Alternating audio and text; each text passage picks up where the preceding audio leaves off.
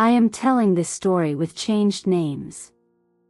Not to hide the truth, but to protect the wounds that still haven't healed. I was 19 years old. Living in a small village where everyone knew each other. Where every step you took was noticed. And every silence was interpreted in the worst possible way. From the outside, our village looked peaceful. Roosters crowed at dawn. Women carried baskets to the fields. Men gathered at the tea house, discussing the same things every day. Doors closed at sunset, and secrets stayed behind thin walls. I grew up there. I learned how to be quiet, how to behave, how not to draw attention. Because in a village like mine, a girl was expected to be seen, but never heard. I had just finished high school. I dreamed of university. I dreamed of leaving. Of becoming someone beyond gossip and whispers. But before I could leave, something happened. Something that changed everything. That day started like any other. My mother asked me to go to the neighboring village to deliver something. "Go quickly and come back," she said. I walked alone on the narrow dirt road. The sun was high. The air was quiet. Then I heard footsteps behind me. I recognized them before I turned around. He was a man everyone respected. Middle-aged. Married. A father. The kind of man people greeted politely and trusted without question. He slowed down beside me. At first, I thought he wanted to ask something. But the way he looked at me felt wrong. He stood too close. His voice was low. His words were unclear, but his intention wasn't. My body froze. I stepped back and said, "Please don't." My voice was shaking. Nothing big happened in that moment. No witnesses. No dramatic scene. But sometimes, fear doesn't need proof. Sometimes, a look is enough to destroy your sense of safety. I walked away as fast as I could. When I got home, my hands were trembling. I locked myself in my room and cried silently. I told no one. Because in my village, telling the truth didn't always protect you. Sometimes, it punished you. Days passed. I tried to act normal. But something had changed. Women stopped smiling at me. Conversations stopped when I entered a room. Men looked away, or looked too much. I didn't understand at first.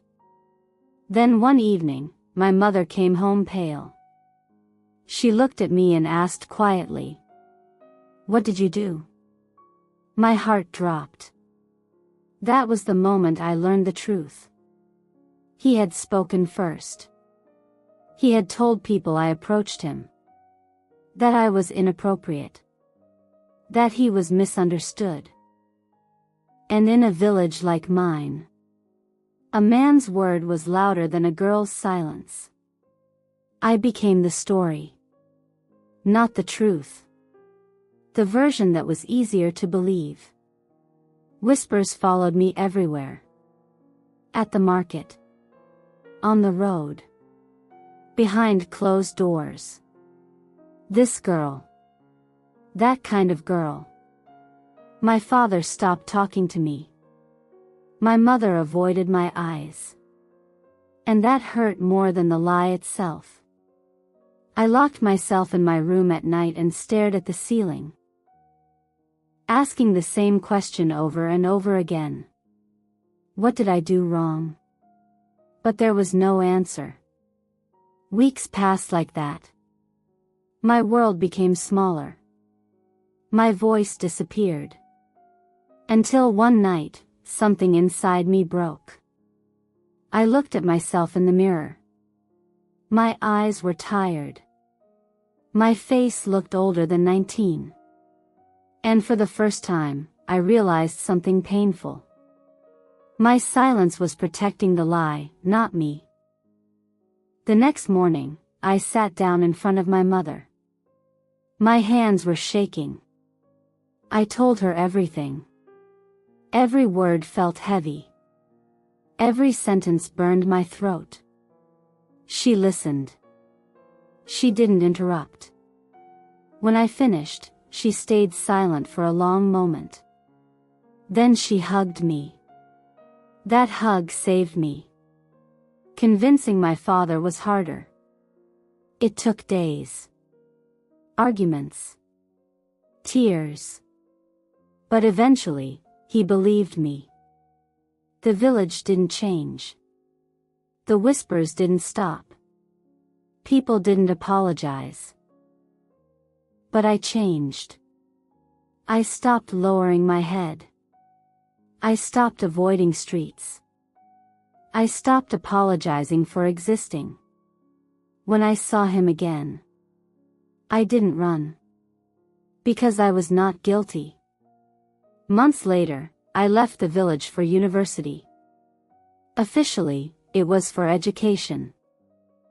But deep inside, it was survival.